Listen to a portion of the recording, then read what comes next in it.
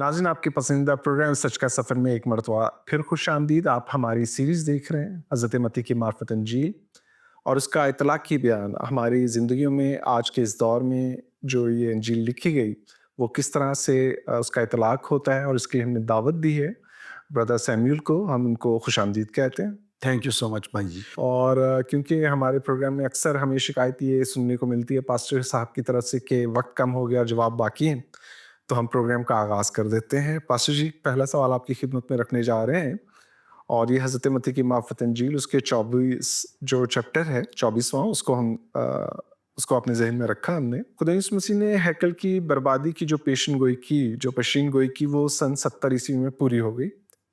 اب یہ واقعہ مسیح ایمان کی نبوتی صداقت کو کس طرح سے ثابت کرتا ہے یا نہیں کرتا اس کے اوپر، کیونکہ بعض لوگ کچھ یہ کہتے ہیں کہ یہ بیان تباہی کے بعد انجیل میں شامل کیا گیا تاکہ بتایا جائے کہ یہ پیشن گوئی ہے. کیا یہ واقعی ایسا ہے؟ 70 عیسوی کی جو نبوت ہے یہ خداوند یسوع مسیح کے آسمان پر جانے کے تقریباً 35 to 40 ایئرز بعد یہ فلفل ہوئی، پوری ہوئی. صحیح. اور جو ہمارے پاس تواریخی ریکارڈ ہے، انجیل جو متی رسول کی انجیل ہے اور چاروں اناجیل میں سے سب سے پہلے مرکز کی انجیل قلم بند ہوئی اور اسی طرح پھر باقی اناجیل بھی اور متی کی انجیل بھی. تو چونکہ ہم متی کی انجیل کے ٹیکسٹ کو بیس کر کے آگے بڑھ رہے ہیں تو متی رسول کی انجیل بھی 70 عیسوی سے پہلے قلم بند ہو چکی تھی. ٹھیک ہے. اور اس کے ہمارے پاس ہسٹوریکل تواریخی شواہد موجود ہیں. تو یہ کہنا کہ انجیل کے لکھے جانے کے بعد یہ بیان شامل کیا گیا، اور یہ بیان تو خداوند یسوع مسیح نے اپنی مصلوبیت سے پہلے یہ بیان اپنی خدمت کے دوران یہ بیان جو ہے یہ شاگردوں کے سنتے ہوئے، پطرس کے سنتے ہوئے، متی کے سنتے ہوئے، باقی رسولوں کے سنتے ہوئے اور سمجھتے ہوئے یہ بیان ان کے سامنے یہ دیا. تو جو آپ کا کویشچن ہے کہ کیا یہ واقعہ جو ہے یہ مسیحی ایمان کی نبوتی صداقت کو ثابت نہیں کرتا، تو یس بالکل ثابت کرتا ہے. بائبل مقدس میں جو برادر جی نبوت کی صداقت کا جو پیمانہ دیا گیا ہے، جو ترازو دیا گیا ہے جس میں نبوت کو تولنا ہے، وہ ایکیوریسی ہے. کہ جو جس طرح سے نبوت کہی جائے، یہ نہیں کہ کچھ حصہ تو ویسے ہوا ہے اور کچھ کسی اور طرح سے ہوا ہے. تو منوان اس نبوت کا پورا ہونا بہت ضروری ہے. ٹھیک ہے. تو یہاں پر جو کچھ بھی یروشلم کے حوالے سے خداوند یسوع مسیح رویا شہر کو دیکھ کر، ہیکل کے حوالے سے جو خداوند نے بات کی، پچھلی ایپیسوڈ میں بھی ہم نے اس کے اوپر بات کی، تو نبوت کی جو بیبلیکل کسوٹی ہے اگر اس پر اس کو پرکھیں گے تو یہ منو ان پوری اترے گی.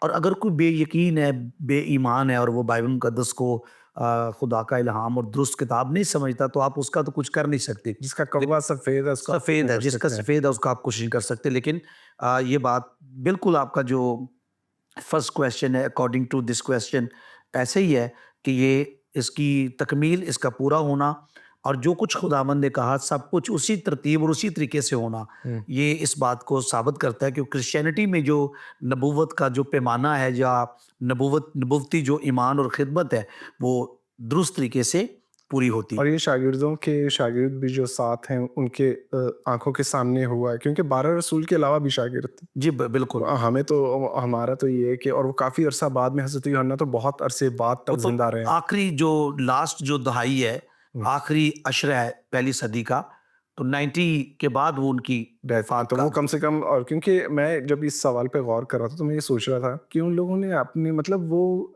حضرت یوحنا کے بغیر جتنے بھی لوگ تھے ان کو شہادتیں نصیب ہوئیں اور وہ تکلیفوں کے دوران میں یہ بول سکتے تھے. وہ جھوٹ پر ایمان لا کر اگر اپنے دل کی بات گڑھ کر اپنے دل سے کریں کیوں شہادت کا جو مقام ہے کیوں حاصل کریں گے بھائی. اور پھر حضرت یوحنا موجود ہیں، وہ تو بولتے ہیں یار یہ جھوٹے لوگ ہیں، اب یہ بھی جا رہے ہیں میں بھی اس طرح کروں گا تو لوگوں میں کیا عزت رہ جائے گی. جی تو ایسا کچھ بھی نہیں ہوا. سوری میں ایک بات ایڈ کرنا چاہوں گا.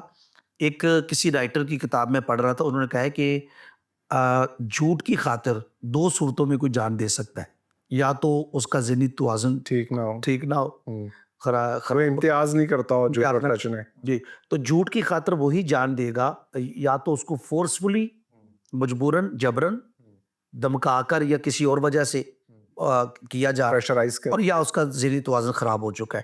ادروائز اتنی بڑی قربانی دینا, اپنی جانوں کو داؤ پر لگانا, تو اس کا مطلب ہے ان کے ہاتھ میں ایک بڑی صداقت آ چکی تھی, ایسے ہی اور وہ زمینی زندگی کے حقائق سے بالا تر آسمانی, روحانی اور ہمیشہ کی زندگی سے واقف ہو چکے تھے, اور اب ان کو اس بات کی پرواہ نہیں تھی.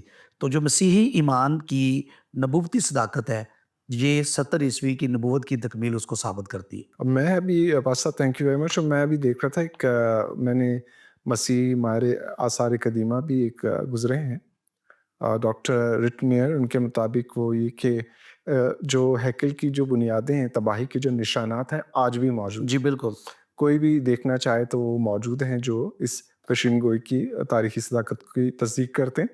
اور ایک برٹش اسکالر ہیں رچرڈ باکن, ان کی بکس میں پڑھتا رہا ہوں, وہ بہت زبردست لکھتے ہیں.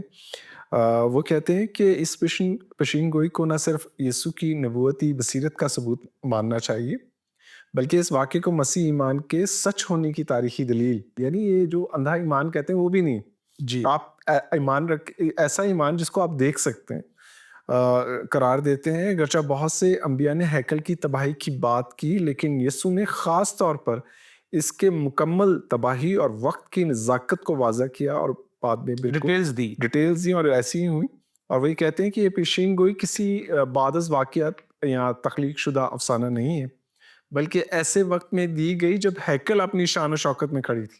جی رومنز کو ٹیکس مل رہا تھا وہاں سے جب مسیح نے یہ بات کی. یہودی پوری دنیا سے ادھر آ رہے تھے, اس لیے یہ مسیح ایمان کی نبوتی سچائی کی ایک زندہ شہادت ہے جو نہ صرف الفاظ کی نہیں بلکہ تاریخ کی روشنی میں بھی سچ ثابت ہوئی ہے. تو اس کو منطقی طور پر دیکھنا بڑا ضروری ہے. سیاق و سباق پاسٹر صاحب نے, آپ کو یاد ہوگا ایک سیریز کی تھی ہم نے, اس میں انہوں نے کہا تھا کہ غالباً ٹرینٹی کے اوپر کی تھی, اور اس میں آپ نے کہا تھا کہ سیاق و سباق کو سمجھنا بڑا ضروری, بہت ضروری. جی تو اس کے بغیر آپ کو یہ باتیں سمجھ نہیں آئیں گی. اور سب اگلے سوال کی طرف چلتے ہیں. اور دوسرا ہمارا سوال آج کے پروگرام کا یہ ہے کہ جب یسوع نے کہا کہ بتیرے میرے نام سے آ کر کہیں گے کہ میں مسیح ہوں, کیا آج کے دور میں جھوٹے نبیوں کی موجودگی اس پیش گوئی کی سچائی کو ظاہر نہیں کرتی؟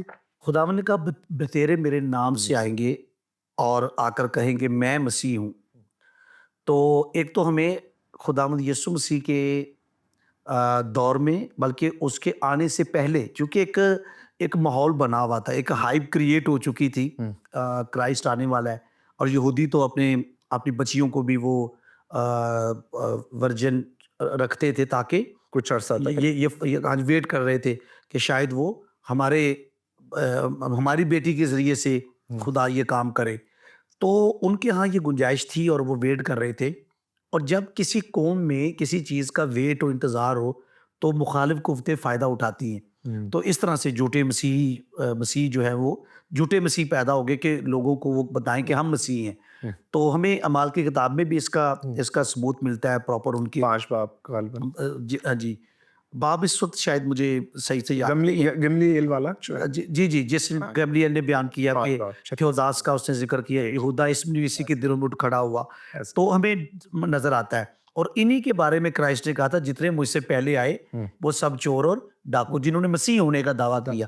کئی دفعہ عام ہمارے مسیحی یسوع مسیح سے پہلے کے نبیوں کو چور اور ڈاکو کہتے ہیں. مسیح نے جو نبیوں کو کہا, تو مسیح نے اپنے سے پہلے جو مسیح ہونے کا دعویٰ کر چکے تھے ان کو کہا جو مجھ سے پہلے آئے تھے وہ سب چور اور ڈاکو ہیں.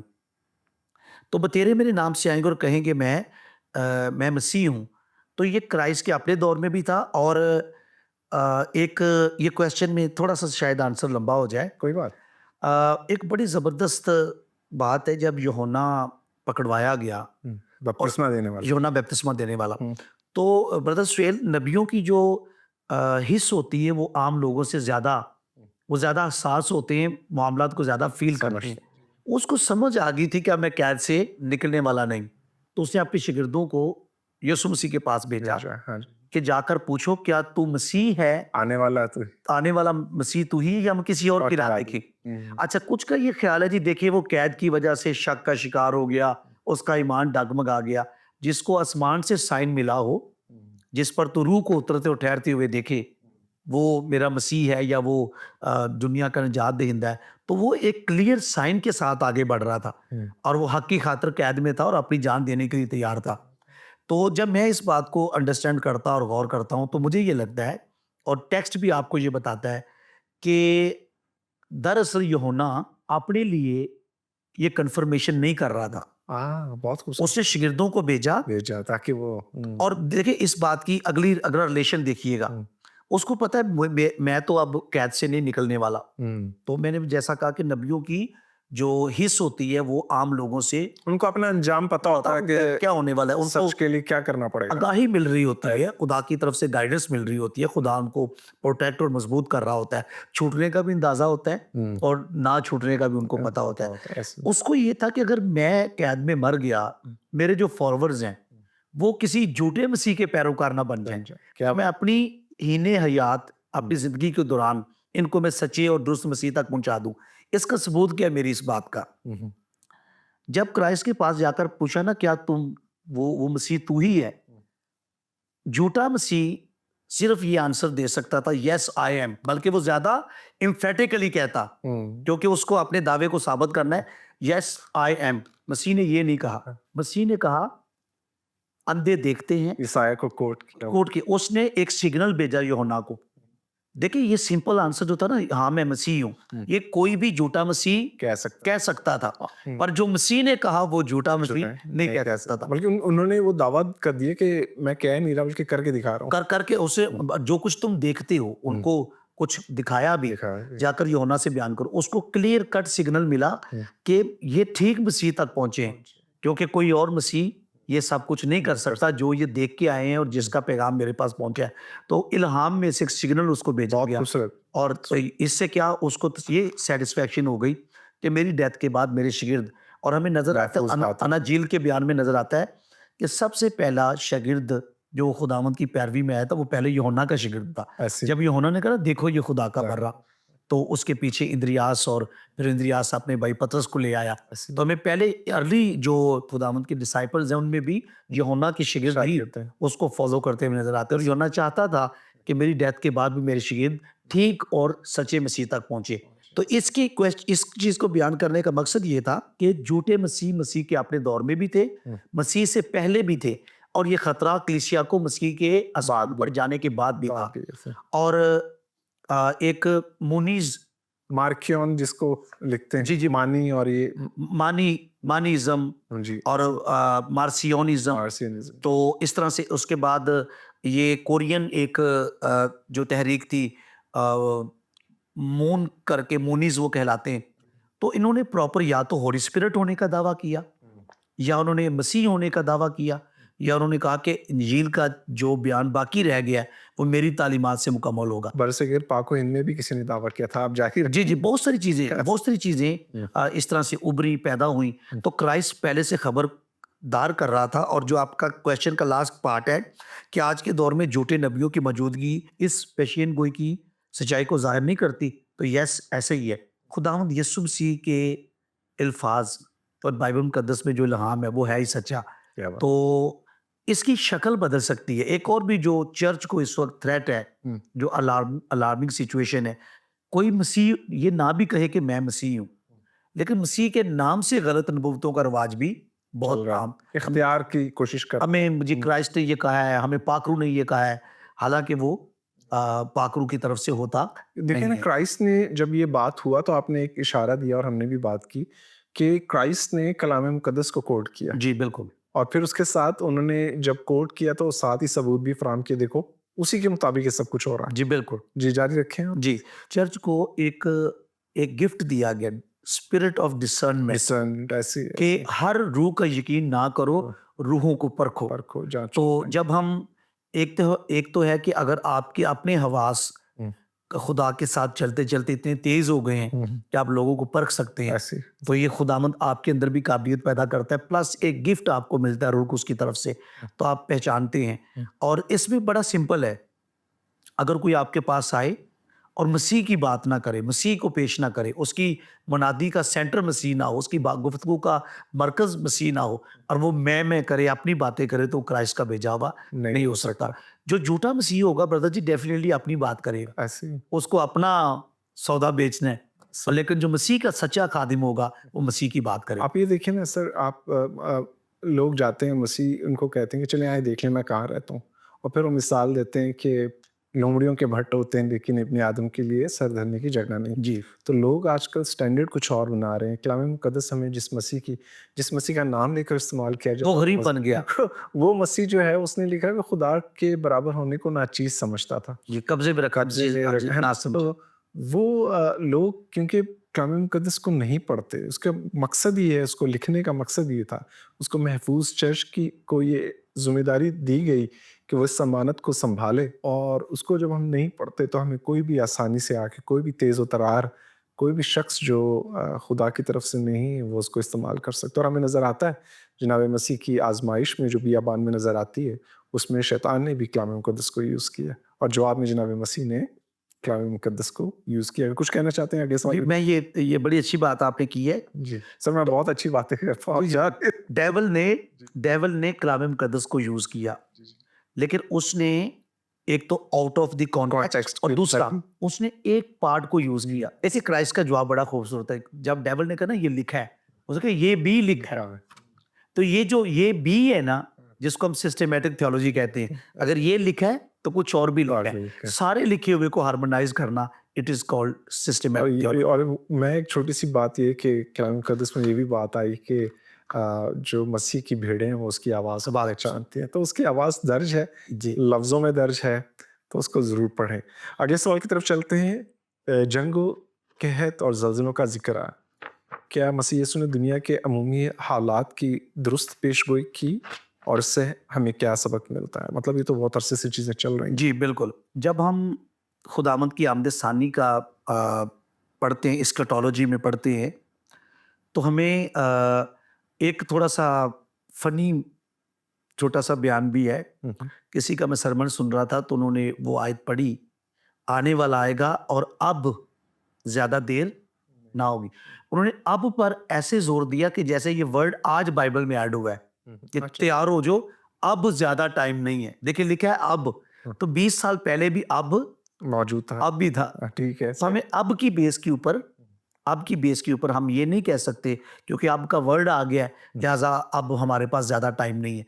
हम इन निशानियों की तकमील की वजह से कह सकते हैं कि अब ज़्यादा वक्त नहीं। नहीं, आमद करीब है। अच्छा, ये जो बात है ना कि खुदावंद यीशु मसीह 2000 साल पहले भी बाइबल में ये जुमले मौजूद थे, मैं दरवाजे पर हूँ, हुँ।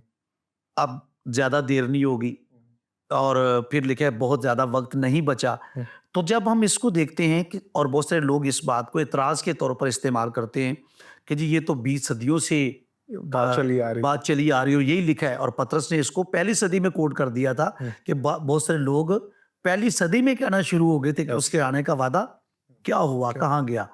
तो इसके लिए थोड़ा सा हम अगर थियोलॉजिकली देखें ब्रदर जी, तो एक है जो टाइमिंग आपकी है, आपकी लाइफ का जितना स्पैन है ना, आपकी टॉलरेंस होगी या पेशेंस होगा, उसका साइज भी आपकी लाइफ स्पैन के ऐसे उसके मुताबिक होगा। मुताबिक होगा ऐसे। खुदा के बारे में ज़बूर में लिखा है कि उसके बरसों को कौन शुमार कर सकता है। ऐसे। उसके उसके लिए 1000 बरस ऐसे हैं जैसे एक कल दिन, का हाँ, एक पहर जो ऐसे। एक दिन या एक पहर जो गुजर गया। तो ये जो बात है ना कि मैं जल्द आने वाला हूँ, अगर आप इसको डिवाइन बीइंग या खुदा के एंगल से देखेंगे तो ये कुछ भी वक्त नहीं है, ये एक पहर की तरह ही है। क्योंकि हम दुनिया में रहते हैं, फिजिकल बॉडी में रहते हैं, हमें ऐसे लगता है।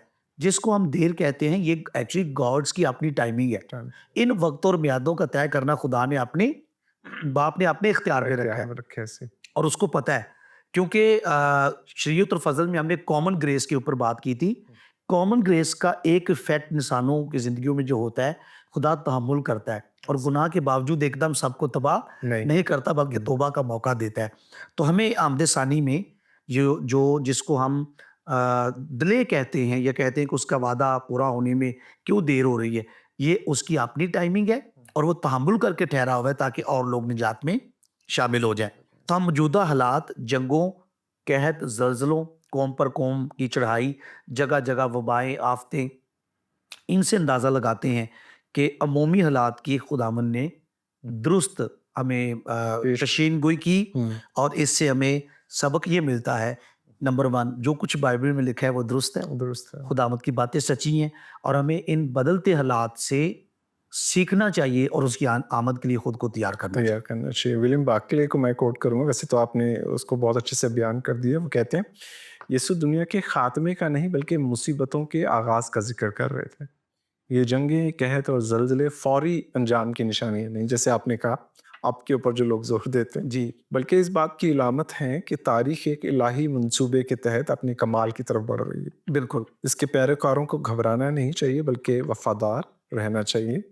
ہمیں حالات سے نہیں بلکہ یسوع کے کلام سے امید رکھنی چاہیے۔ جی بالکل بہت خوبصورت بات ہے جو کہی، اور یہ بھائی سیموئل نے بھی آپ سے کہا کہ ہمارا دھیان حالات کے ساتھ خدا ان کے کلام کی طرف ہونا چاہیے۔ مصیبتیں ہمیں بیدار کرتی ہیں کہ ہم خدا کے منصوبے کو سمجھیں۔ ان پیش گوئیوں کی تکمیل ایمان کی مضبوطی کا ذریعہ ہے، نہ کہ خوف کا۔ اگلے سوال کی طرف چلتے ہیں۔ اس بادشاہی کی خوشخبری ساری دنیا میں دی جائے گی۔ کیا آج انجیل کا دنیا کے ہر خطے میں پہنچنا یسوع کے الفاظ کی سچائی کی گواہی نہیں؟ جو بردر جی پہلے ہم بات کر رہے تھے مصیبتیں اور قحط اور زلزلے اور یہ ساری تو ان مصیبتوں میں جب حالات بدل رہے ہیں اور عمومی جو حالات ہے وہ ہمارے لیے خداوند کی آمد ثانی کی جو وقت جو قریب آ رہا ہے اس کے ایک سائن کی طرح ہے، تو اس میں ہمارے پاس ایک ہی ہوپ ہے چرچ کے پاس، سیکنڈ کمنگ آف کرائسٹ۔ تو جو کویشچن آپ نے پوچھا ہے کہ بادشاہی کی خوشخبری ساری دنیا میں دی جائے گی، اور کیا آج انجیل کا دنیا کے ہر خطے میں پہنچنا یسوع کے الفاظ کی سچائی کی گواہی نہیں؟ جب مسیح نے کہا نا سب قوموں کو شگرد بناؤ، جب تک انجیل کی منادی ساری قوموں میں نہ ہو جائے، تو اوریجنل لینگویج میں وہاں پر جو قوم کی ڈیفینیشن ہمارے پاس یہ ہے کہ جیسے پاکستانی ایک ملک میں رہنے والی ایک قوم، ایک نیشن ہے، مذہبی تفریق کے بغیر ہندو، کرسچن، مسلم تمام مل کر ایک نیشنلٹی بنتی ہے، قوم بنتی ہے۔ لیکن یہاں پر جو گریک میں جو سینس ہے وہ ہے ایتھنک گروپس، یعنی پاکستان میں اگر آپ نسلی گروہوں کی بات کریں تو 700 یا 800 نسلی گروہ پاکستان میں آباد ہیں۔ اچھا، نسلی گروہ کی ڈیفینیشن یہ ہوتی ہے جن کی فوڈ ایک جیسی ہے، پہناوا ایک جیسا ہے، زبان ایک جیسی ہے، رہن سہن اور کلچر ایک جیسا ہے۔ تو خداوند نے دراصل یہ کہا کہ جب تک ساری قوموں میں یا سارے نسلی گروہوں میں منادی نہ ہو جائے، تو میں اب اس کے لیے جو خاص طور پہ مشن کے اوپر کام کرتے ہیں، ویسے تو پورے چرچ کو ہی مشنل چرچ ہونا ہے، لیکن جن کا اسپیشلی انہوں نے اس کی بھی ایک پراپر ایک فریم ورک بنایا ہے کہ وہ ریچڈ اور ان ریچڈ کی ڈیفینیشن کیا کرتے ہیں۔ چلیے آج ہمارا وہ ٹاپک نہیں ہے، تو دیکھیں یہ بات بالکل یسوع کے الفاظ کی سچائی کی گواہی اس بات سے ہو رہی ہے کہ وہ ابھی تک نہیں آیا، کیونکہ ابھی تک بہت سارے نسلی گروہ ان ریچڈ ہیں، ان تک انجیل کا پیغام نہیں پہنچا۔ جی، تو اس بات کی یہ کیونکہ دیکھیے خداوند نے صرف حالات نہیں بتائے، تو ہمیں جب آمد ثانی کو یا سیکنڈ کمنگ کو ایگزیکٹ تو کسی کو وقت پتہ نہیں ہے، لیکن اگر ہم نے گیس بھی کرنا ہے کہ حالات جو ہیں کس طرف جا رہے ہیں اور کتنا وقت ہمارے پاس ہے، تو ہمیں گیس کرنے کے لیے بھی یہ دیکھنا ہے کہ صرف زلزلے اور بنچار اور جنگ و جدل نہیں بتایا گیا، ساری قوموں میں انجیل کی منادی بھی ساتھ بتائی گئی، بلکہ ہمیں زیادہ ذمہ داری سنبھالے گی۔ ہمارے پاس وقت کم ہے، تو کچھ اسکالرز ہیں، میں ان کو کوٹ کر دیتا ہوں چھوٹی چھوٹی باتیں۔ جان سٹاٹ کہتے ہیں کہ یہ مشن یسوع کی تعلیمات کا مرکز تھا، نہ کہ کوئی ضمنی پہلو۔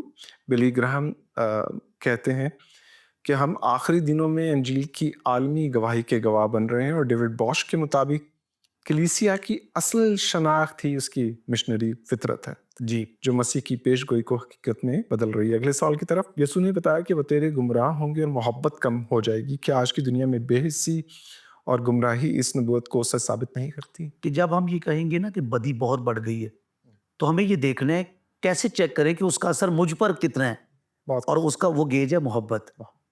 اگر خدا کی محبت آپ کے اندر ٹھنڈی پڑ گئی ہے اور وہ آپ خدا کے لیے پیشنیٹ نہیں ہے، اچھا اس کی نشانی کیا ہے کہ کون خدا کے لیے محبت کے جذبے سے بھرا ہوا ہے؟ جو روحانی چیزوں کی بھوک اور پیاس رکھتا ہے، راست بازی کا بھوکا اور پیاس ہے، خدا کی قربت کا بھوکا اور پیاس ہے، پاک سے پاک ہونے کا بھوکا اور پیاس ہے، اٹ مینس کہ وہ خدا کی محبت میں قائم ہے، جو نفرت نہیں کرتا، بھائی سے پیار کرتا ہے، دوسروں کا احساس کرتا ہے۔ تو یہ ساری چیزیں میں بتاتی ہیں۔